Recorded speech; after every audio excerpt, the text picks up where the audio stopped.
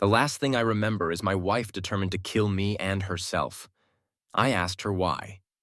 Why? She retorted. Because you ruined my marriage? I could have had a villa, a sports car, and everything I wished for, but you had to happen. And to add insult to injury, she confessed even more. Oh, and by the way, I chemically castrated you and started that fire that got your parents killed. I needed their insurance payout to buy myself some new handbags. Seriously? Saying that I was shocked would be the understatement of the year. Just what kind of crazy woman have I been with? 2024. By all outward appearances, I, Ethan Carter, had a decent life. A respectable job as a mid-level software engineer, a comfortable, if not extravagant home in a quiet suburb, and a beautiful wife, Olivia. But the reality was far more bleak. Our marriage was a gilded cage, a prison built of Olivia's insatiable ambition and my own increasingly futile attempts to keep her happy. Olivia craved a life that I couldn't provide. She wasn't interested in our modest two-story house, our reliable but unflashy car, our quiet evenings at home. She wanted more. She wanted the life she saw splashed across the pages of glossy magazines and on social media, the yachts, the designer clothes, the exclusive parties, the power. And she saw her ticket to that life in Daniel Thornton. Thornton was everything I wasn't.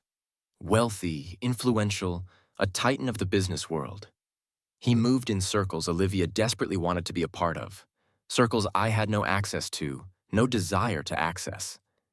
She'd met him at some charity gala she'd dragged me to, and from that moment on, he became the standard against which I was constantly measured and found wanting. Daniel's company is launching a new project, she'd say, her voice filled with barely concealed excitement. He says it's going to revolutionize the industry. That's nice, I'd reply, trying to muster some enthusiasm, knowing where this was going. Imagine the connections he has, Ethan, she'd continue, her eyes gleaming. The doors he could open, if only we were in his circle. The we was always a formality. She meant her. I tried. God, how I tried. I worked longer hours, took on extra projects, even tried to network with people I despised, all in an attempt to climb the corporate ladder to give her the life she craved. But it was never enough. Nothing was ever enough. Ethan, you need to be more ambitious, she'd say, her voice laced with disappointment. You need to network. You need to be more like Daniel. The comparison stung, a constant reminder of my inadequacy. I was a good man, a decent man, but in Olivia's eyes, I was just mediocre. The social event was a charity fundraiser, one of those ridiculously overpriced gatherings where the wealthy patted themselves on the back for their generosity. Olivia had insisted we go, of course. It was a networking opportunity, she'd said, a chance to rub elbows with the right people. She spent the entire evening glued to Daniel Thornton's side, laughing at his jokes, hanging on his every word, her eyes shining with a naked ambition that made my stomach churn. I stood on the periphery, nursing a drink, feeling like an outsider in my own life. At one point, I saw her lean in close to Thornton, her hand resting on his arm, her laughter a little too loud, a little too forced. He said something to her, his voice low and intimate, and she blushed, her eyes sparkling with a mixture of excitement and something else. Something that made my blood run cold. It was a blatant display of flirtation, a public humiliation that left me feeling utterly emasculated. I wanted to walk over there, to pull her away, to demand that she show me some respect, but I didn't. I just stood there, frozen, watching the scene unfold like a slow-motion train wreck. That night, the charade began to crumble. It started small. I noticed discrepancies in our bank statements, small withdrawals that I couldn't account for. Then I found a hidden credit card bill filled with extravagant purchases, designer clothes, jewelry, spa treatments, things we certainly couldn't afford. Olivia, I asked, trying to keep my voice calm, what's this? She barely glanced at the bill. Oh, that, she said dismissively. Just a few things I needed. Needed? I repeated, my anger rising. We're barely making ends meet, Olivia, and you're spending thousands of dollars on… what? Trinkets? Don't be such a bore, Ethan, she snapped. I deserve nice things. I deserve to be happy. The argument escalated, fueled by years of pent-up frustration and resentment. I accused her of being selfish, of being obsessed with money and status. She accused me of being unambitious, of holding her back, of being inadequate. Then came the supplements. "These will help us, Ethan," she'd said, her voice soft and persuasive, handing me a bottle of pills. "They'll improve our chances, for starting a family." I'd been hesitant, but I'd trusted her. I'd loved her. I'd wanted to believe that, despite everything, she still cared about us, about our future together. I was a fool. The truth came crashing down on me a few weeks later. I found a hidden box in her closet, filled with documents, bank statements from offshore accounts, correspondence with lawyers, and a prescription bottle. The label on the bottle wasn't for a fertility supplement. It was for a powerful anti-androgen, a drug used to treat prostate cancer and to chemically castrate men. My hands trembled as I read the label, my mind reeling. She'd been poisoning me, slowly, deliberately, rendering me infertile, making sure I could never leave her, never have a family with anyone else. That night, the confrontation was inevitable. It was the culmination of everything: the lies, the betrayal, the manipulation, the poison. I laid it all out on the table. The bank statements, the credit card bills, the prescription bottle, the evidence of her treachery. "Olivia," I said, my voice shaking with a mixture of anger and despair. "What is all this? What have you done?" She didn't deny it. She didn't even try. She just stood there, her face pale, her eyes defiant. "I did what I had to do, Ethan," she said, her voice cold and devoid of emotion. "You weren't giving me the life I deserved. You weren't ambitious enough. You weren't Daniel." The name was a knife twisting in my gut. "Daniel?" I repeated, my voice hoarse. "You did all this for him?" "He understands me, Ethan," she said, her voice softening slightly. "He appreciates me. He sees my potential." "And what about me, Olivia?" I asked, my voice cracking. "What about us? What about the life we built together?" She shrugged, a dismissive gesture that chilled me to the bone. "We were never meant to be, Ethan. You were always holding me back. You were a stepping stone, nothing more." Then, the final blow. The revelation that shattered whatever lingering affection I might have still harbored for her. "Your parents," she said, her voice flat, devoid of any remorse. "Their accident. It wasn't an accident." I stared at her, uncomprehending. What are you saying?" "I needed the money, Ethan," she explained, as if it were the most obvious thing in the world. "The insurance money. It was the only way to get things started, to get Daniel's attention." She'd orchestrated their deaths. My loving, supportive parents, killed so she could fund her extravagant lifestyle and chase after a man who would never truly care for her. You killed them," I whispered, my voice barely audible. "I did it for us, Ethan," she repeated, her voice taking on that familiar, manipulative tone.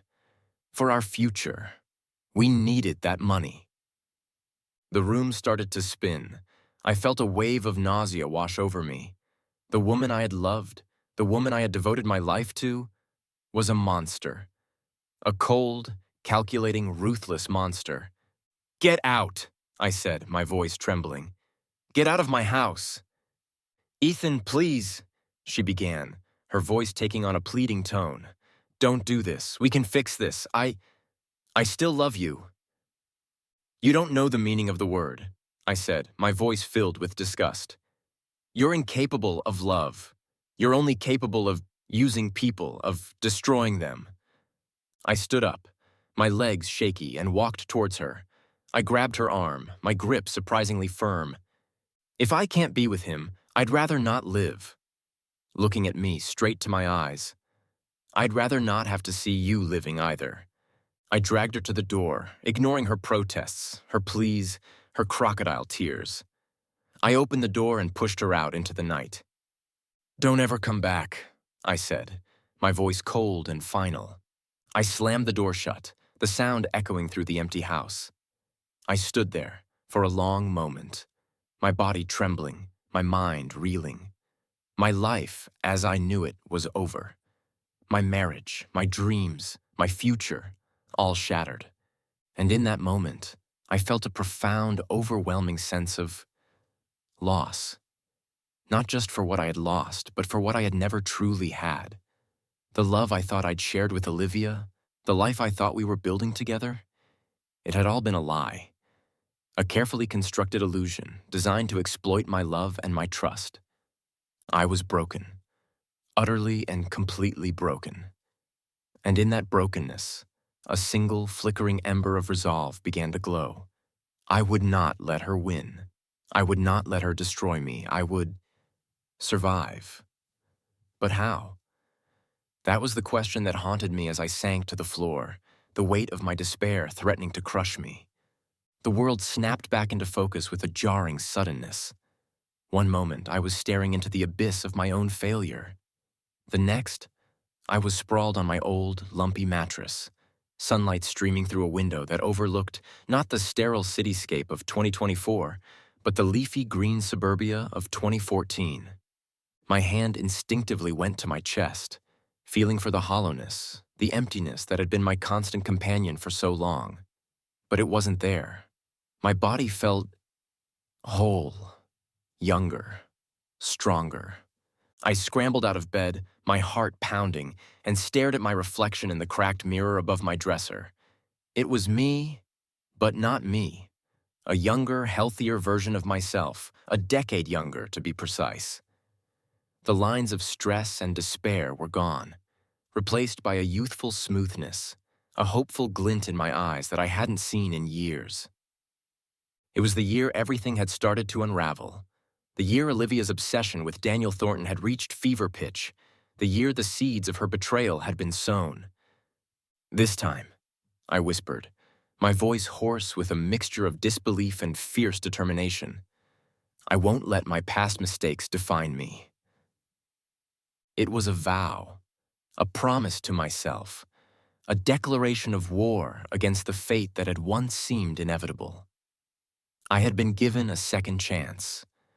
A chance to rewrite my story, to escape the toxic web of Olivia's manipulations and build a life of my own choosing. And then I saw her. She was walking down the street, her hair a cascade of golden curls, her smile bright and seemingly innocent. She was younger too, her beauty untainted by the bitterness and desperation that would later consume her. A wave of emotions crashed over me.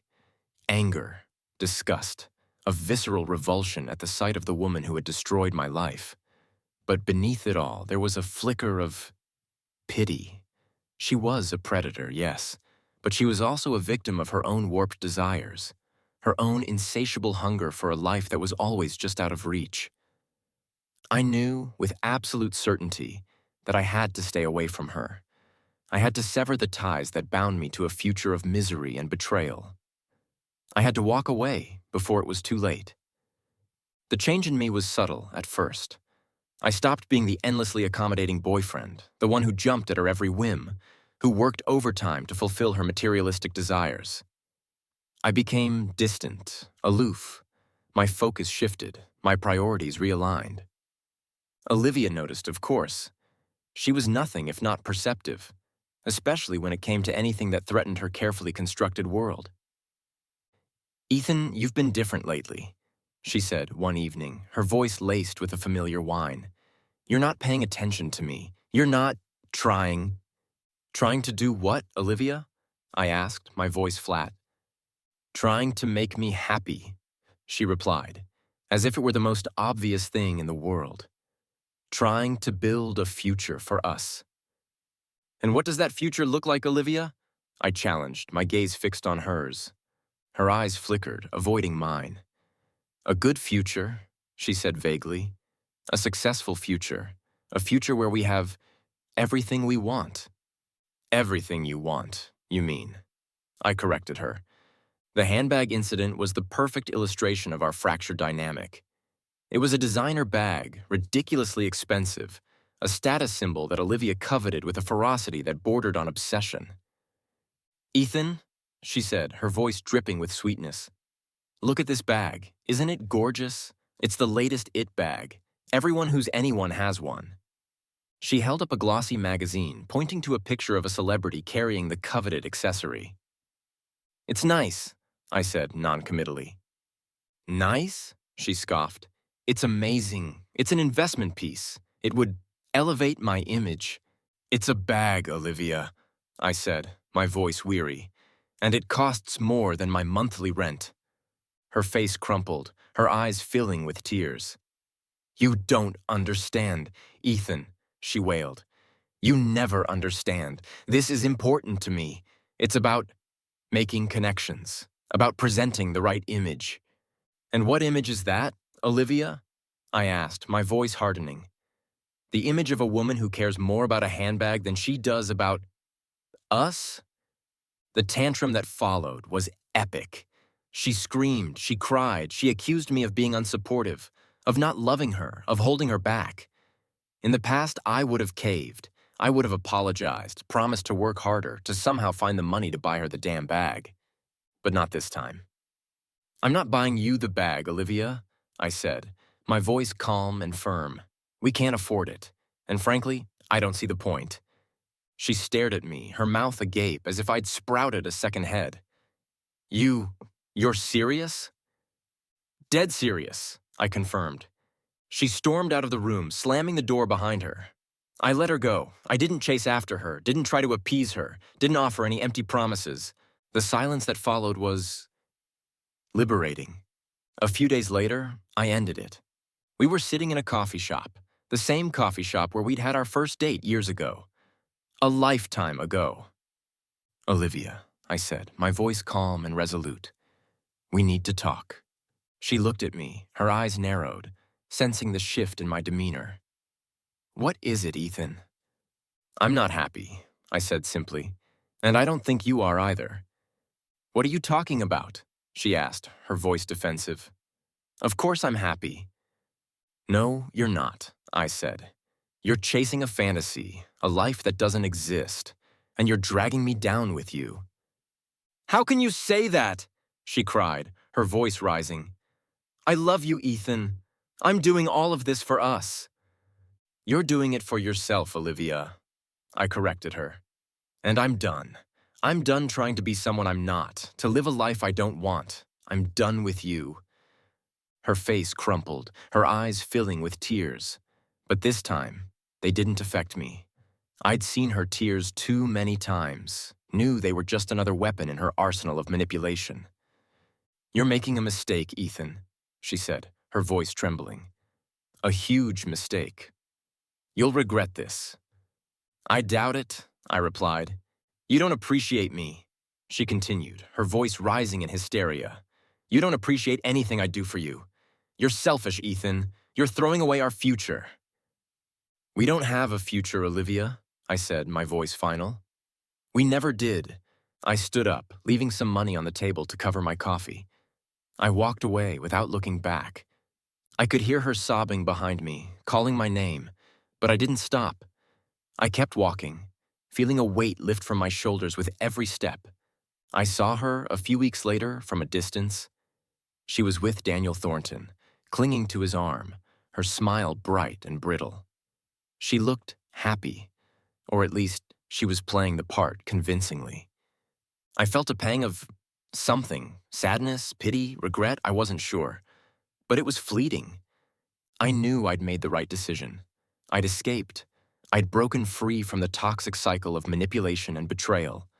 And now, I was free to build my own future, a future on my own terms.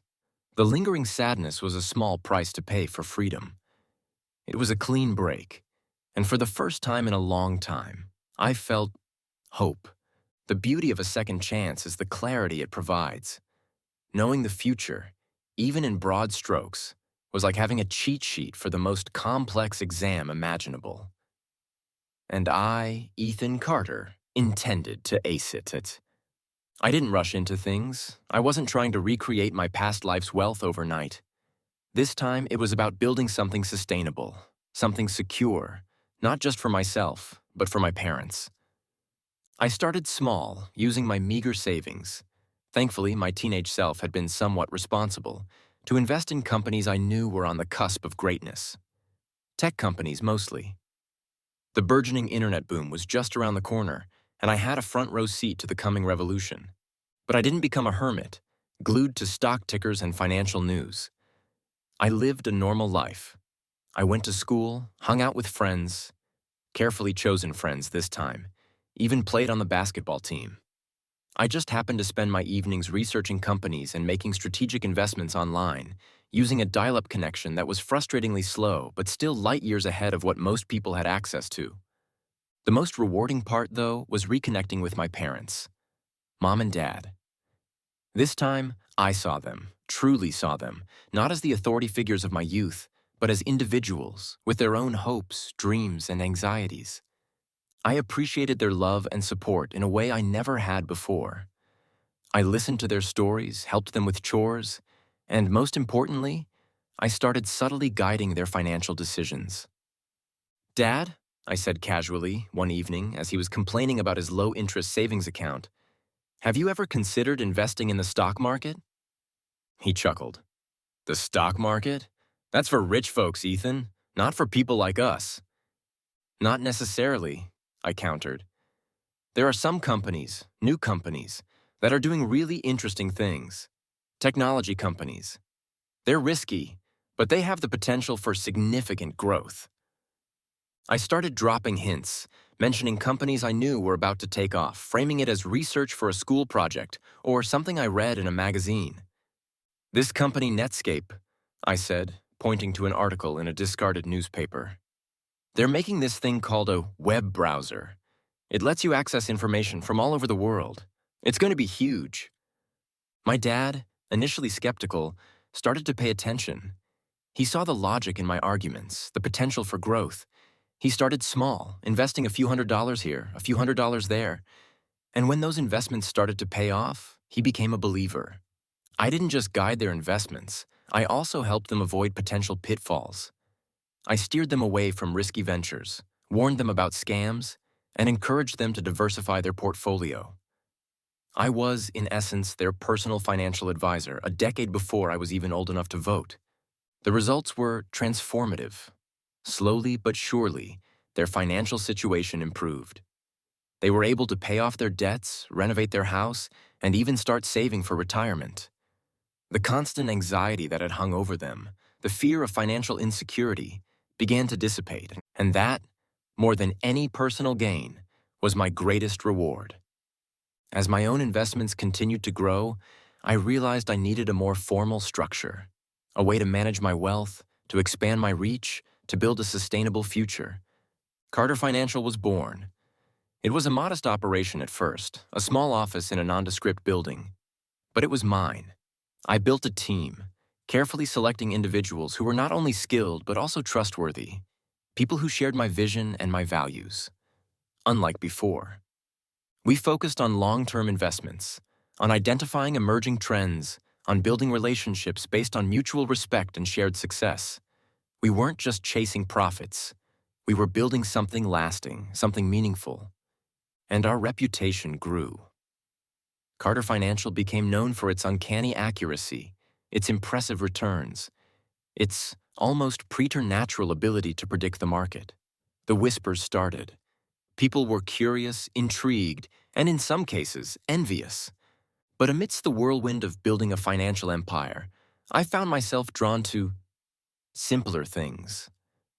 I rediscovered my love for basketball, playing pickup games at the local park, enjoying the camaraderie, the physical exertion, the sheer joy of the game. I started learning to play the guitar, my fingers awkwardly fumbling with the chords, my voice cracking as I tried to sing along to my favorite songs. I started drawing, filling my sketch pad with all sorts of designs. These were things I'd abandoned in my past life, sacrificed at the altar of ambition and the pursuit of wealth. They were hobbies, passions that had been deemed unproductive, a waste of time. "Why are you spending so much time on that guitar, Ethan?" Olivia had asked me years ago, her voice laced with disapproval. You should be focusing on your career, on making connections. Now I realized that those unproductive pursuits were essential. They were what made me human, what kept me grounded, what connected me to something beyond the relentless pursuit of profit. It's fun, I said one evening, as I was strumming a clumsy rendition of a popular song. I was sitting on the porch with my dad, who was watching me with a bemused expression. Fun? He repeated, raising an eyebrow. Since when did you care about fun? Since I realized that life is about more than just making money, I replied, smiling. He looked at me, a thoughtful expression on his face. You've changed, Ethan, he said. You're happier. I am, I admitted. I finally feel like I'm living my own life, not the life someone else expected me to live. I realized there was more to life than being successful and wealthy. And this second chance allowed me to consider what was truly important. This chapter in my life felt like the most important chapter. It wasn't about the business. It was about me finding myself. It wasn't a conscious decision to re-enter the social scene. After building Carter Financial into a quiet powerhouse and ensuring my parents' future was secure, I found myself with time and a nagging feeling that I was missing something. Izzy, ever perceptive, suggested a charity gala, a benefit for music education in underprivileged schools. Get out there, Ethan, she'd said. You've earned it, and who knows, you might even meet someone. The someone turned out to be Audrey Lane. She wasn't what I expected. I'd seen her on magazine covers, heard her music on the radio. She was a rising pop star, known for her powerful voice and her catchy, upbeat songs. I'd assumed she'd be another Olivia, another social climber, another woman obsessed with fame and fortune. I was wrong. I found her standing alone on the balcony, overlooking the city lights, a thoughtful expression on her face. She wasn't dressed in some over-the-top designer gown, but in a simple, elegant black dress that accentuated her natural beauty. Beautiful view, isn't it? I said, approaching her cautiously. She turned, startled, then smiled. It was a genuine smile, warm and inviting, nothing like the calculated charm I'd grown accustomed to. It is, she replied, her voice soft and melodic. Sometimes I forget to appreciate it. All this, she gestured around at the opulent ballroom, it can be a bit overwhelming. We talked. For hours, it seemed. Not about the stock market or business deals or social climbing. We talked about music, about art, about our hopes and dreams. We talked about the challenges of staying true to yourself in a world that constantly tries to mold you into something else. There was an instant connection, a spark of attraction that went beyond physical appearance. She was intelligent, funny, and refreshingly down to earth. She saw me, not the billionaire, not the financial prodigy, but the man beneath the surface. You're not what I expected, she said at one point, a playful smile on her lips. And what did you expect? I asked. I don't know, she admitted. Someone, older, more jaded, I guess. You're surprisingly normal. Normal is highly underrated, I replied, laughing. The contrast between Audrey and Olivia was stark. Audrey's warmth, her genuine kindness, her passion for her art. It was a breath of fresh air after the suffocating toxicity of my past relationship. With Audrey, I could be myself, flaws and all. I didn't have to pretend. I didn't have to impress. I could just be. Olivia, meanwhile, was living a very different life. She'd finally snagged her prize, Daniel Thornton. She was living in his lavish penthouse, attending his exclusive parties, wearing the designer clothes she'd always craved. She was, in her own mind, living the dream. But it was a dream built on sand, a gilded cage, constructed by Daniel's manipulations and fueled by Olivia's own desperate ambition. I saw glimpses of her life, through social media, through the occasional news report. She always looked perfect, perfectly dressed, perfectly coiffed, perfectly posed. But there was a hollowness in her eyes, a strained quality to her smile. Daniel, I knew, was playing her like a finely tuned instrument. He'd promised her the world, but he was only using her connections, her beauty, and, most disturbingly, her body. The vitamins he was giving her, supposedly to enhance her beauty and calm her nerves, were nothing of the sort. They were powerful psychotropic drugs designed to make her more compliant, more malleable, more dependent on him. "She looks different," my mother said one evening as we were watching a news report about a charity event Olivia and Daniel had attended. "She looks lost." "She is," I replied, my voice devoid of emotion. Our paths, once intertwined, were now diverging dramatically. I was building a life of genuine connection, of purpose, of happiness. Olivia was spiraling down a path of self-destruction, chasing a phantom of success that would forever elude her grasp. My relationship with Audrey blossomed. We spent hours talking, laughing, sharing our passions. We went to concerts, visited art galleries, volunteered at local charities. She introduced me to a world beyond the confines of finance and ambition, a world of creativity, of compassion, of genuine human connection. "You're good for him, Audrey," my mother said one afternoon after Audrey had visited for lunch. "He's lighter, happier." "He's good for me too," Audrey replied, smiling. "He reminds me that there's more to life than all this." She gestured vaguely, encompassing the world of fame and fortune that she inhabited. Olivia, on the other hand, was becoming increasingly isolated and paranoid. The drugs Daniel was giving her were taking their toll, warping her perception of reality, fueling her insecurities, and amplifying her already fragile mental state. "He's cheating on me, Ethan," she sobbed during a rare, frantic phone call I foolishly answered. "I know he is. He's always on his phone, always whispering, always hiding things." "Olivia, you need to get help," I said, my voice weary. "You need to get away from him." "He loves me," she insisted, her voice rising in hysteria.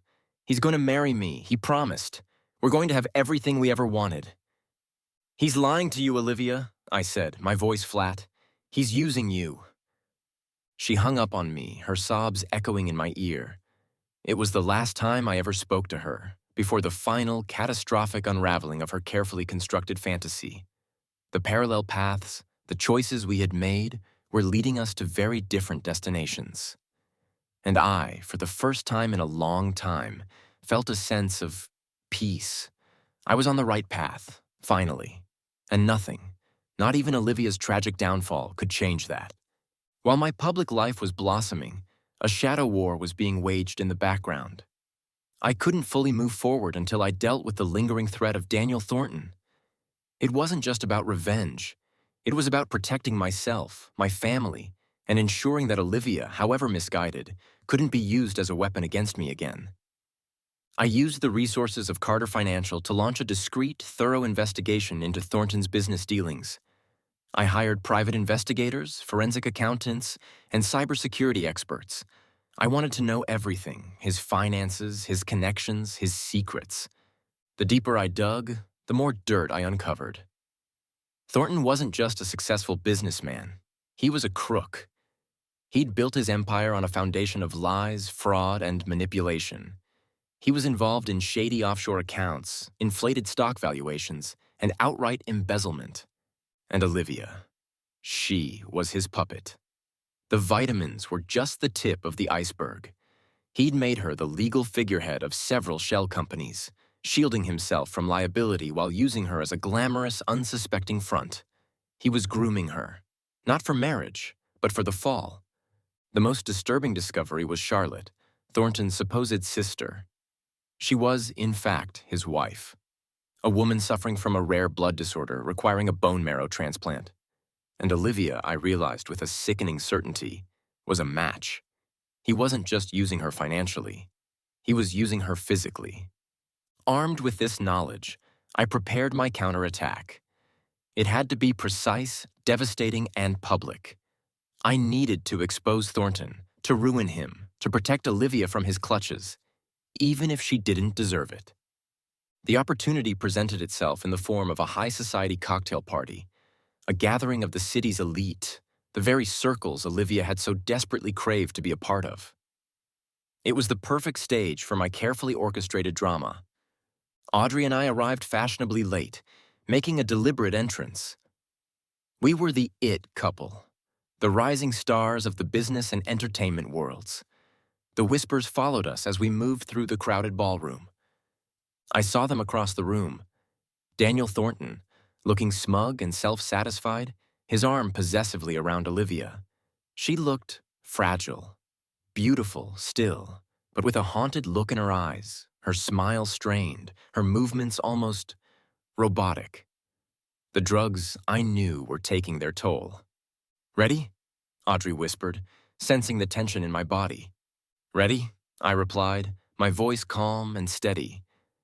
I waited for the opportune moment, the peak of the evening when the room was buzzing with conversation, when everyone who was anyone was present. Then I made my move. I approached Thornton and Olivia, a polite smile on my face. "Daniel," I said, extending my hand, "it's been a while." He looked at me with a mixture of surprise and disdain. "Carter," he said, his voice dripping with condescension. "I didn't expect to see you here." "I'm a man of many interests, Daniel," I replied, my smile not faltering, "including your company's recent performance." Olivia, standing beside him, looked at me with a mixture of confusion and fear.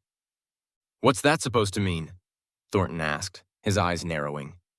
"It means," I said, raising my voice slightly, drawing the attention of the surrounding guests, "that I've been doing some research, and I've discovered some rather interesting things." I proceeded to lay out in clear, concise terms the details of Thornton's fraudulent activities. I spoke of inflated stock valuations, of offshore accounts, of embezzled funds. I presented evidence documents, financial records, even recordings of conversations that I'd meticulously gathered over the past few months. The room fell silent. The guests, initially shocked, started to murmur amongst themselves, their eyes darting between me and Thornton.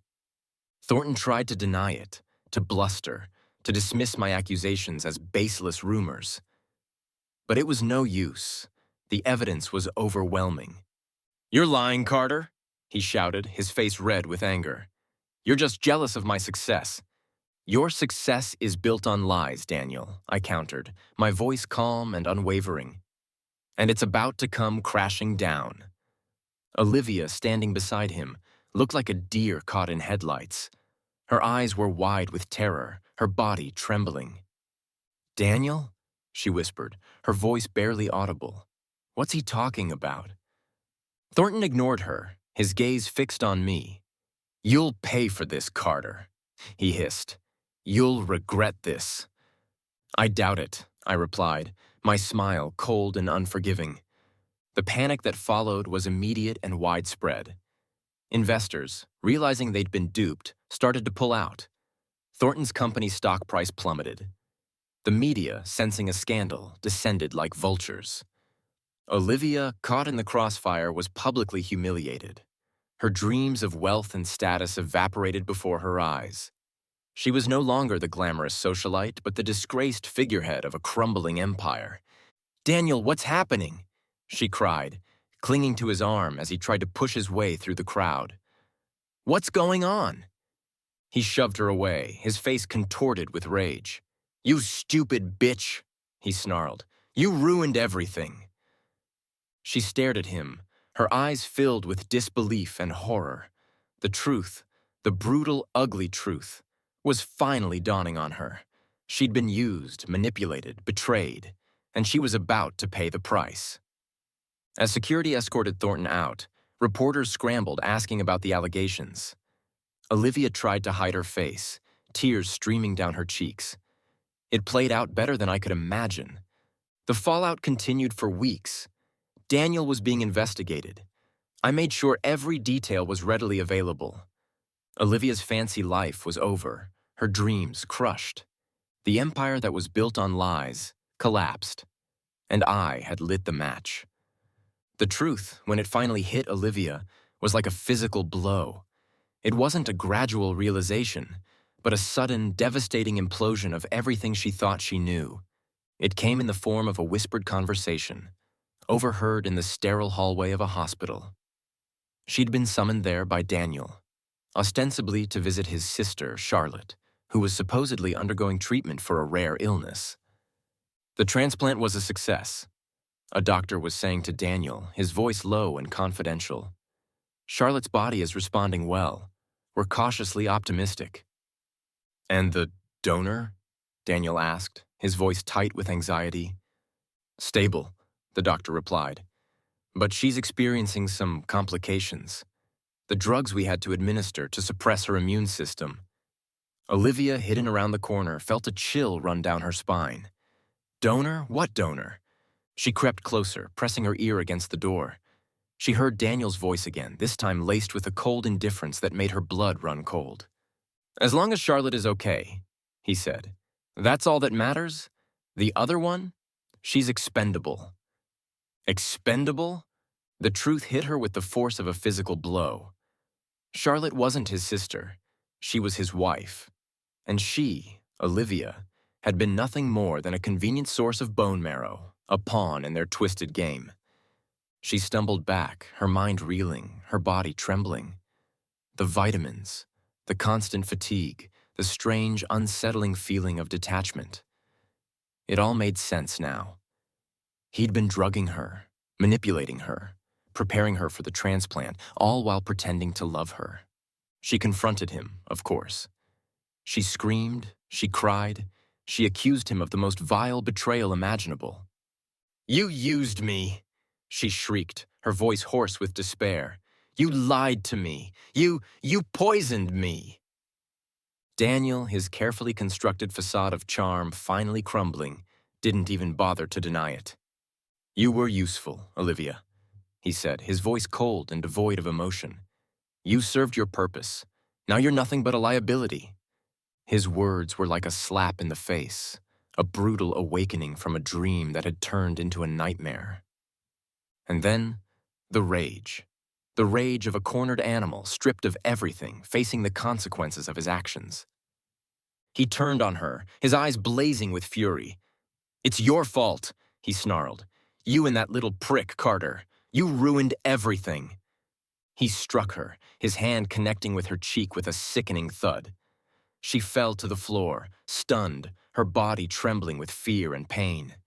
He continued to hit her, to kick her, to scream at her, blaming her for his downfall, for the loss of his fortune, for the exposure of his lies. It was a brutal, terrifying display of violence, a final, devastating act of cruelty. And then he abandoned her. He walked away, leaving her bruised, bleeding, and utterly alone. The arrest came a few days later. She was charged with conspiracy, fraud, and a host of other crimes related to Daniel's financial schemes. She was a convenient scapegoat, the legal figurehead of his crumbling empire, the one who would take the fall. She lost everything. Her apartment, her clothes, her jewelry, her illusions of a glamorous future, it was all gone. She was destitute, disgraced, facing a lengthy prison sentence. And that's when she turned to me. She called me, her voice a broken whisper, begging for help. Ethan, she sobbed, please, you have to help me. I'm scared. I don't know what to do. I listened, my heart a cold, heavy stone in my chest. I heard her desperation, her fear, her genuine remorse. But I also heard the echoes of her past cruelty, the chilling indifference with which she'd destroyed my life. I can't help you, Olivia, I said, my voice flat. Please, Ethan, she begged. I know I made mistakes. I know I hurt you. But I'm not that person anymore. I've changed. Have you? I challenged, my voice laced with skepticism. Yes, she insisted. I swear, I'm so sorry, Ethan. For everything. For the pills. For your parents. For everything. The mention of my parents sent a jolt of anger through me, a searing reminder of the pain she had caused. You can't apologize for that, Olivia, I said, my voice trembling with suppressed rage. You can't bring them back. You can't undo what you did. I know, she whispered. But I need your help. I have no one else. Please, Ethan, don't you still care about me? Even a little? That was the question, wasn't it? Did I still care? Did any part of me still hold on to the memory of the woman I thought I'd loved? I thought of Audrey, of her warmth, her kindness, her unwavering support. I thought of the life we were building together, a life based on honesty, on respect, on genuine love. And I knew the answer. I did care about you, Olivia, I said, my voice calm and resolute. Once, but you destroyed that. You destroyed everything. You made your choices, Olivia, and now you have to live with them. But I'll go to prison, she cried. I'll lose everything. You already lost everything, Olivia, I said. You lost it the moment you decided that money and status were more important than human decency. Ethan, please, I am begging you, she was sobbing. Didn't we mean anything to you? You and I were a mistake, a marriage that existed to make you happy. Except it came at the cost of everything I held dear, even my ability to move on, to have a life with someone else. Do you know what you took from me? What you and Daniel took? I can never get that back. I took a deep breath. I won't help you. I won't be a part of your next game. I'm done saving you. There was a long silence, broken only by her sobs. Then she spoke, her voice barely a whisper. I understand, she said. I deserve this. I deserve everything. I hung up the phone, my hand trembling. I felt empty, drained. There was no satisfaction in her misery, no triumph in her downfall, only a profound sadness, a lingering sense of loss for what might have been. I had my revenge. I had my second chance. But the scars of the past, the wounds inflicted by Olivia's betrayal, would always remain. The only thing I could do now was move forward, to build a future free from the shadows of my former life. And I would do it with Audrey, with my family, with the knowledge that I had, finally, broken free. The wheels of justice, often slow, finally ground to a halt for Olivia Monroe. Her arrest was a media circus, the former socialite, now pale and gaunt, photographed being led away in handcuffs. The charges were extensive: conspiracy, fraud, embezzlement, a litany of crimes stemming from her involvement with Daniel Thornton's crumbling empire. The trial was swift. The evidence was overwhelming. Daniel, in a desperate attempt to save himself, turned on Olivia, painting her as the mastermind, the driving force behind his schemes. It was a lie, of course, but it was a lie that served his purpose. Olivia, abandoned by her former lover, stripped of her wealth and status, with no allies left, was convicted on all counts. The sentence was severe. A lengthy prison term, a fitting punishment for the damage she had wrought. Meanwhile, my life with Audrey was a testament to second chances. We built a home filled with laughter, music, and a sense of peace I'd never thought possible. We traveled, we explored, we built a life based on shared values, on mutual respect, on a love that felt real, unburdened by lies and manipulation. Audrey knew about my past, about Olivia, about the betrayal and the pain. She didn't judge, she didn't pity, she simply loved me. And that love, that unwavering support, was my salvation. "You're a good man, Ethan Carter," she said one evening as we sat on our balcony watching the sunset. "You deserve to be happy." "I am happy," I replied, taking her hand. "Happier than I ever thought possible." But there was one final piece of unfinished business, one last ghost to lay to rest. I arranged a meeting with Olivia in prison. It wasn't about revenge or gloating. It was about closure. I needed to tell her, face to face, the full extent of her crimes. I needed her to know. She looked broken. The vibrant, ambitious woman I'd once known was gone, replaced by a hollow-eyed shell, her spirit crushed by the weight of her choices. We sat across from each other, separated by a thick pane of glass, the silence heavy with unspoken words. "Why, Ethan?" she asked, her voice a raspy whisper. "Why did you do this to me?" "I didn't do this to you, Olivia," I replied, my voice calm and even. You did this to yourself. I simply revealed the truth. I then proceeded to tell her everything. About my rebirth, about my knowledge of the future, about the meticulous way I dismantled Daniel's empire and orchestrated her downfall. She listened, her eyes wide with disbelief, then horror, then a dawning understanding. You remember, she whispered. You remember everything. Everything, I confirmed. And then I told her the one thing she didn't know, the one secret I'd kept buried, the one act of cruelty that had sealed my hatred for her. You killed my parents, Olivia, I said, my voice trembling with suppressed rage. You orchestrated their deaths for the insurance money. You took away the two people I loved most in the world. She stared at me, her face ashen, her eyes filled with a terror I'd never seen before. No, she whispered. That's not true. I wouldn't. You would, I said, my voice cold and hard. You did. And now you're going to admit it. I slid a piece of paper across the table. A typed confession detailing her involvement in my parents' deaths. Sign it, Olivia, I said. It's the least you can do. She hesitated, her hand trembling. Then, with a defeated sigh, she picked up the pen and signed her name. It was a small victory, a symbolic act of justice. But it wouldn't bring back my parents. It wouldn't erase the pain. It would, however, ensure that she could never hurt anyone again. I walked away from that prison, leaving Olivia to her fate. I felt empty, drained. The revenge I'd craved for so long had brought me no satisfaction, no peace. But as I stepped out into the sunlight, into the life I'd built with Audrey, I knew I had made the right choices. I had broken the cycle of betrayal and destruction. I had created a future filled with love, with purpose, with hope. Carter Financial continued to thrive, but I shifted my focus. I used my wealth and influence to support causes I believed in: education, environmental protection, social justice. I established a foundation in my parents' names, dedicated to helping families struggling with financial hardship.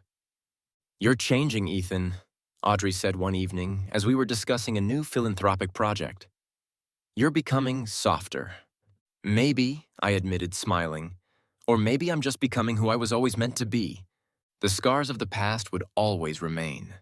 The memories of Olivia's betrayal, of my parents' deaths, of my own near destruction, would never fully fade.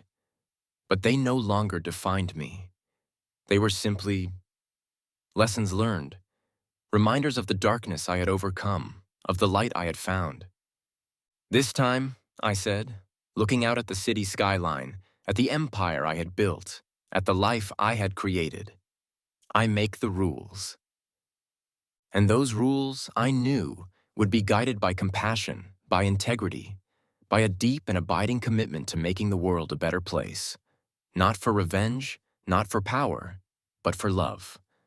For a future where happiness wasn't a fleeting illusion, but a sustainable reality. I had won, yes, but more importantly, I had lived, truly lived. And that, in the end, was the greatest victory of all.